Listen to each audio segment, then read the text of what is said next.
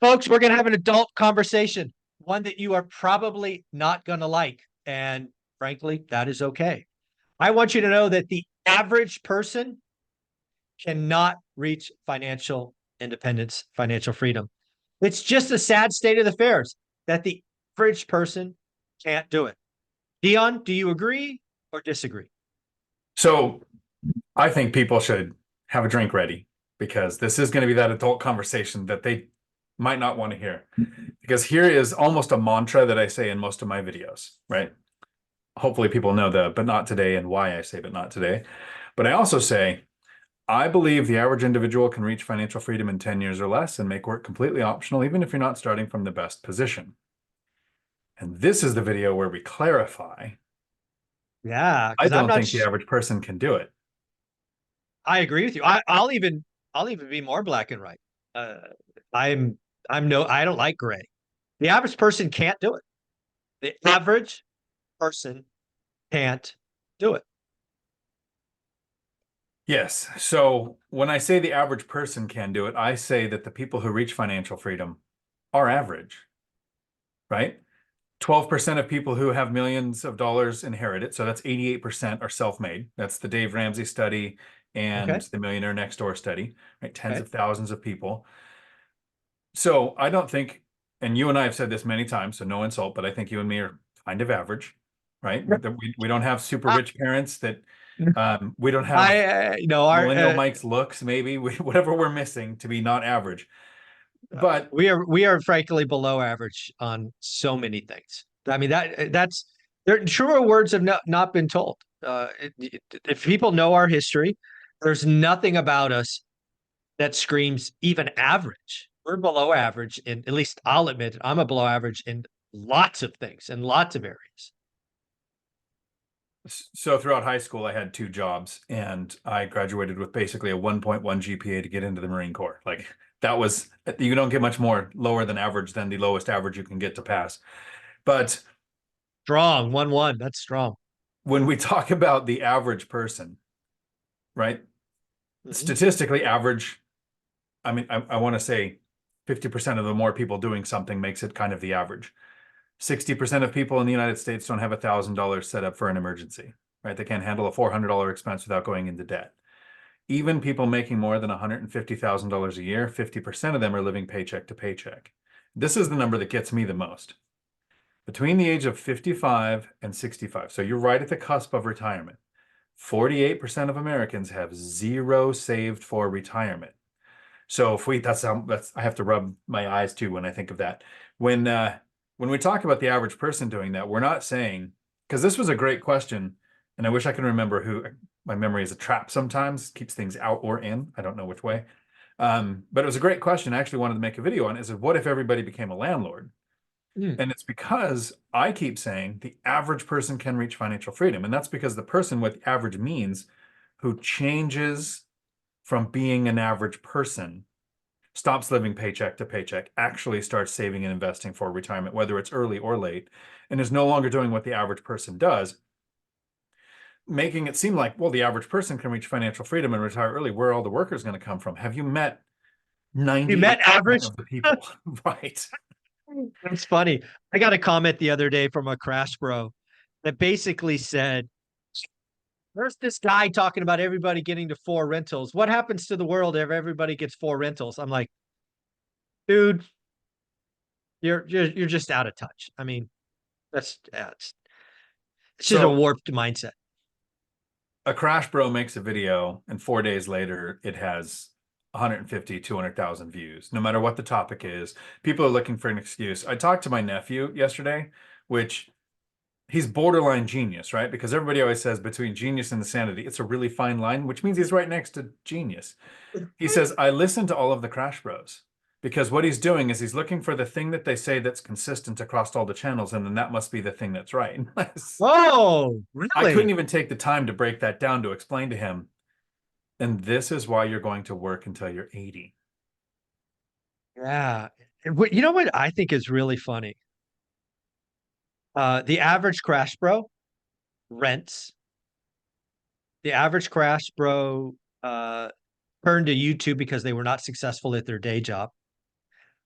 And the average crash bro is producing porn, doom porn, and getting paid for it.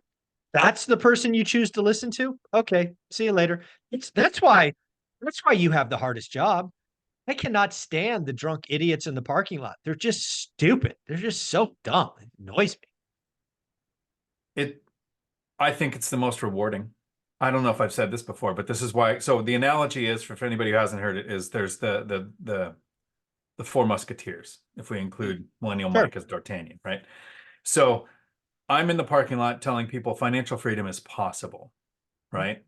I'm average. I'm not super smart. I've got some issues. I started from a really bad position. I was able to make it to where work was optional in about a decade. Other people can do it too. Then you're in the stands with all your millionaire presenters saying, here's all of the routes to take it. There's no one right way, right? There's all these different strategies. And if you get to four, then you can decide, do I go all in? Do I just have a better retirement because of these four, right? And then Matt's out there on the field, Millennial Mike's out there on the field, and they're saying, here's how you self-manage rehabs in 100 plus units. Here's how you do it at a distance. Like, we all Yeah. have that stage of the analogy. Yeah. I think if I find a person who just doesn't think it's possible, right? And I feel the almost depression level pain of Mm. life sucks. Everything's stacked against us. Stock market is basically insider Rigged. trading in a club we're Yeah. not in, right? Real estate has a significant barrier to entry, and then a significant barrier to the time between start and reward being evident, right? Amen. So it's really hard to get into it. But then I find the people. So today, REI Stoners, Josh Martin, Josh and Mary, they're actually coming over to my house. Josh met him, I want to say 2 years ago. So he's in the 2 year later stage now. Drove from California. We went to lunch. I live in Washington. Significant ways to go to, I don't know if you Yeah, drove. that's a But we went commitment. to Yeah. lunch. He studied the market. They moved up here. They got jobs. They bought a duplex. They're house hacking.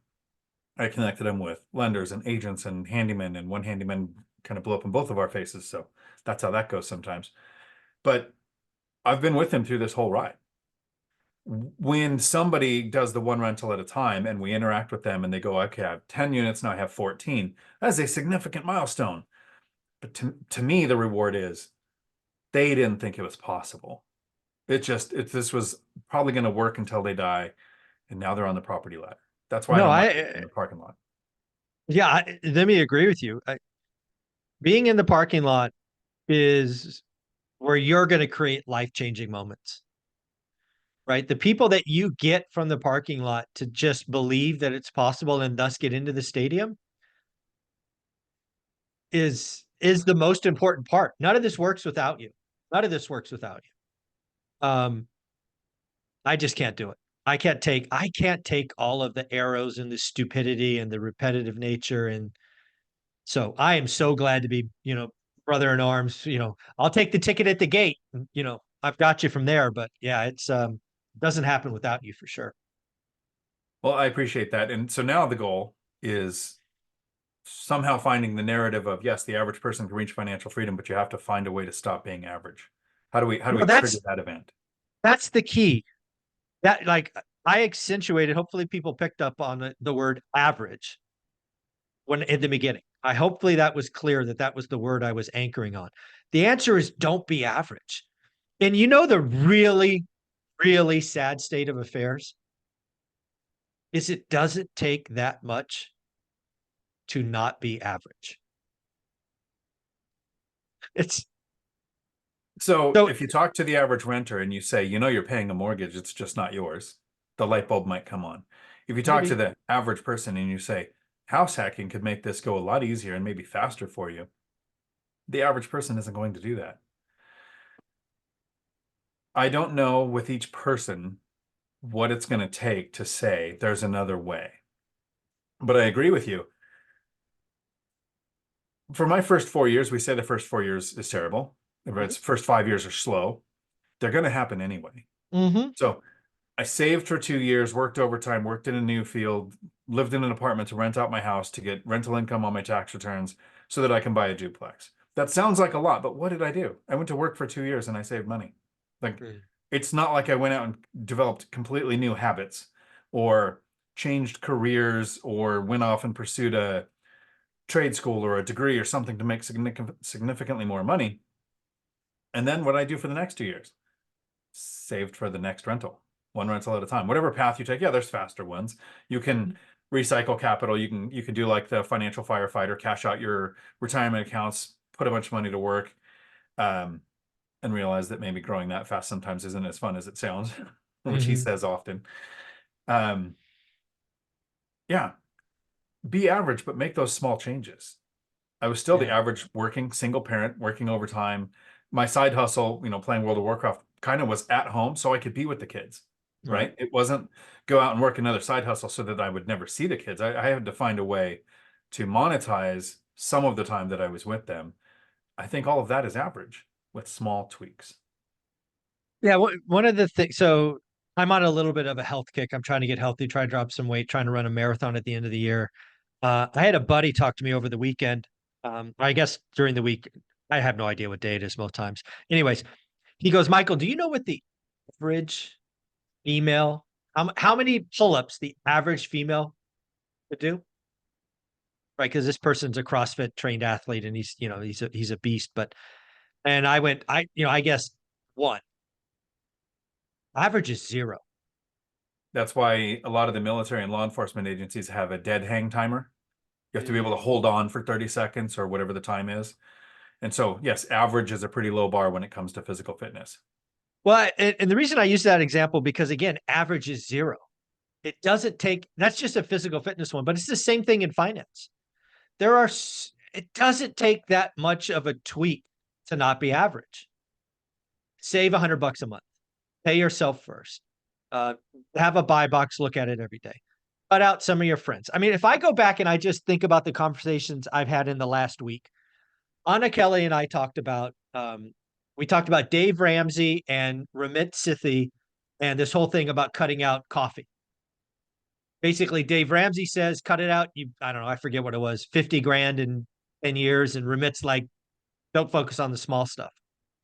Anna's story was, I had a two Starbucks a day habit. I cut it to one, right? It doesn't take that much to not be average. And what I think Dion and I want you to believe is you can do it. If Dion and I were able to do it from where we came from, anyone can do it. We had no silver spoon, nobody in our family. We have horrible financial backgrounds. We made plenty of mistakes. You can do it, but just stop being average.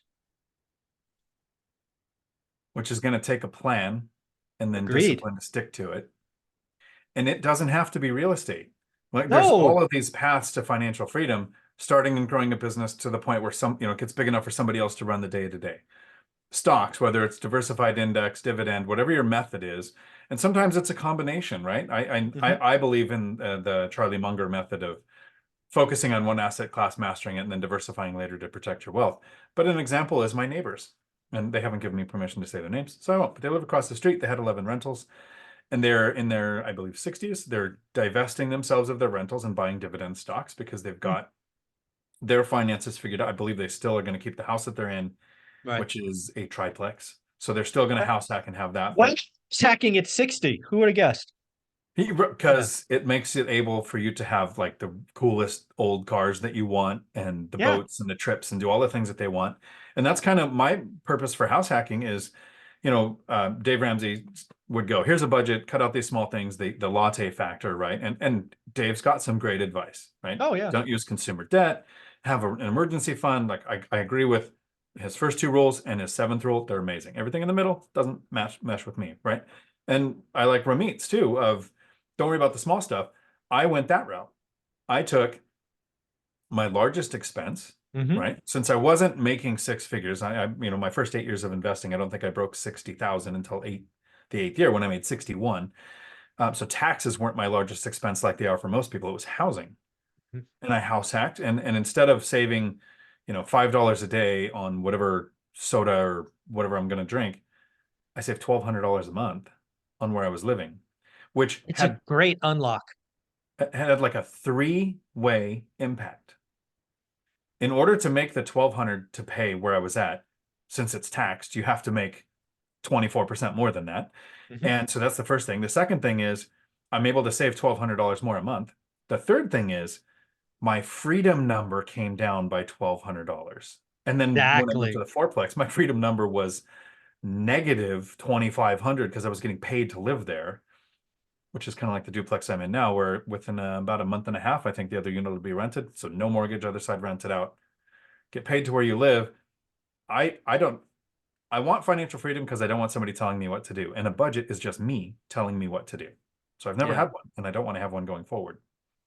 So when we really key on the word average, right? Coming from bad spots, I just lost 80% of my stack. You had $250,000 in consumer debt you didn't know about. Single, 3 kids, 17 bucks an hour. You know, did you did you know like somewhere deep down that this was possible? Or did you just leap of faith? Or how did you go from that below average starting point to just getting on the journey? There's a lot of times where in 2018 you wrote a book and you started doing YouTube, and I wish I'd found it in 2012. Right? I wish I'd found it 6, 10 years earlier. It would have made my journey easier. I had some examples of people who reached financial freedom by investing in real estate, and they had abilities, assets that I didn't have. My brother is a craftsman. He could turn a falling down mobile home into a really nice looking rental. I had a friend who had no kids, was single, could live in a garage at a friend's house, and worked as a real estate agent and grew up, had 19 agents working for him. Like he had all of Mm. that time and energy. I had 3 kids, a lot of bad debt. Um, I'm not an entrepreneur. So for me, here's, and I don't know if I've ever thought this through, so give me a second to put this into any logical words. From 30 to 40 happened. I survived working a W-2, raising kids. So I knew I could live 10 years how I was doing. I used to say, I'm probably never going to retire early. I'll probably not even retire late. I figured I'd work until I die. So I knew the next 10 years were going to happen. And the reason I wish I found your content is you said, well, if I could just get to 4, my retirement would be better. Right? That was a starting thought that you had. My retirement would be better if you can get to 4. I looked at it like the last 10 years happened, the next 10 years are going to happen. If I could buy one rental every 2 years, in 10 years, I'd have 5. Mm. And that was the kindergarten version. What I didn't realize is in 10 years, I'd have 5, but one of them had 8 years of rent increases. One had 6, one had 4, had opportunity to refinance to lower rates. I had all Mm. the massive appreciation that can happen because it can go up or down. Like real estate doesn't Sure. always go up, but over a long enough time period, it goes back up. So my goal was just those 10 years to happen. What I didn't anticipate was between year 5 and 10, when I stopped being average and I started having income from side hustles, income from work. Work didn't matter. I could lose my job, so I could take more risks at work because I had the money from the side hustle, the real estate. That those next 5 years, the, they talk about compound interest, compound asset streams of income. Exactly. That's what I want. Like when I so you're absolutely right. First go back in time. I had no dream of financial freedom. I thought, I mean, in my family, my father worked. And then when my sister went to high school, my mom worked. Shout out mom. But she was a stay-at-home mom for most of my childhood. Hardest job on the planet, by the way. Um, but what what I thought success looked like, and again, this is just me. My thought of success is you would work for your family until you died. Why did I think that? Because that's what my dad told me.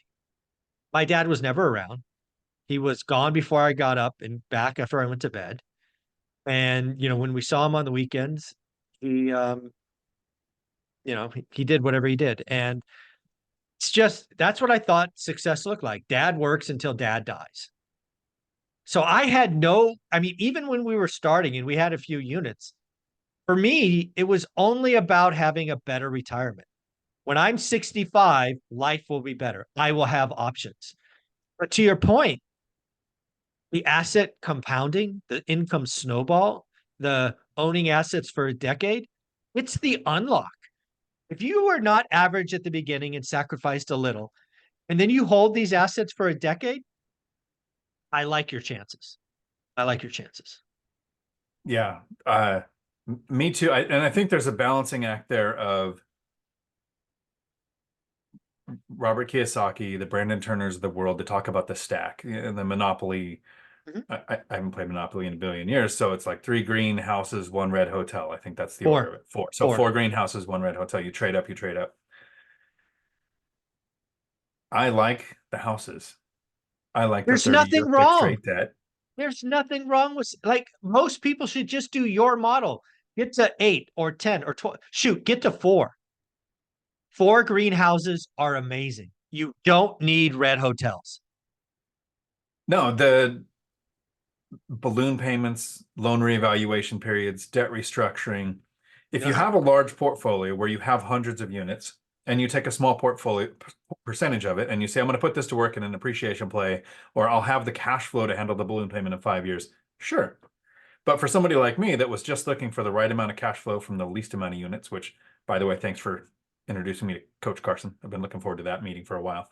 The small and mighty investor, right? Mhm. That fixed rate debt, it's to me, it's the swan account. I sleep well at night. Yes. I don't ever have to think about that again. I will watch rates because black swans happen like 2020, and I Mhm. refinance half my portfolio. So in 2020, I refinance half my portfolio to less than 3% interest. And Good then I job. add half my portfolio in purchases in 2020, a fourplex and a triplex at the time, at that same interest rate. I think the second one was like 3.8 or something. It was, had started Oh, to look horrible, horrible. horrible. 3.8. Yeah. Horrible. And that one, I've said this on your channel before. I don't think I would have got that property if I wasn't watching your daily updates, because I was watching prices and prices were going up. And I thought, well, it's getting a little harder. And you said, well, what's going on with interest rates? And I ran the math and I was able to pay. I was paying like 150 a unit. And then this one was 175. It's a low interest rate. And I was like, that's a better deal than what I was doing before. So thank you for that. Welcome. Yeah. And again, folks, the average person can't do it. I would dare say the average person won't even try. Don't be average. It's so not hard to be not average. I mean, look at your friends, look at around you, right? The community is full of average folks. The average folks, I think I read this somewhere a couple months ago, is overweight, divorced, doesn't have $1,000. And oh, by the way, can't do a pull-up. I just learned that the other day. So freaking A, who wants to be average? That's crazy. So I try to keep things simple as much as possible, keep things as simple as possible. And this is the thing I'll wrap up with. We talk about the average and we talk about the median. And we say, here's what's happening with median home prices. And when luxury changes, it can look like prices are coming down, even though the homes that investors are looking for are probably going up. And we talk about who has what saved for retirement and who has X amount of dollars for a reserve and who is average. But here's the number, here's the concept I want most people to do. Take a soft survey of everyone you know and find the mode. Mm. Forget the outliers. Elon Musk throws off things like, well, the average person in the United States has this much money saved for retirement. No, average and median tell us nothing. Look at the mode. Who are you around? They say, you show me the 5 people you spend the time with, I'll show you who you're going to become. Look Yeah. at your coworkers, look at your family, and think, how many of them do you think have $1,000 in the bank? How many of them are saving to invest? That mode is what we need to escape, right? We can be Amen. the average, and a couple of outliers make us look good. But if you escape the mode and you find a way to stop being average or median and stop doing what everyone else is doing, you can make work optional. You can continue to work. It's totally an option. I don't understand it, but it's an Yeah, I option. don't understand, but it could. Right. Dion, how can people find you? Well, thank you, Mike, for calling me on this random video that we did together on a Sunday. Sunday, right? Sunday. Today's Sunday, right? I should have known that. Me and my brother did a live yesterday. And we had to think of what day it was. You can find me right here on YouTube, Dion Talk Financial Freedom, where I do things like I'm about to do, where I'm going to go and do a live on why is it so freaking hard to buy a house in 2024. Look forward to that, buddy. Take care of yourself. Thanks.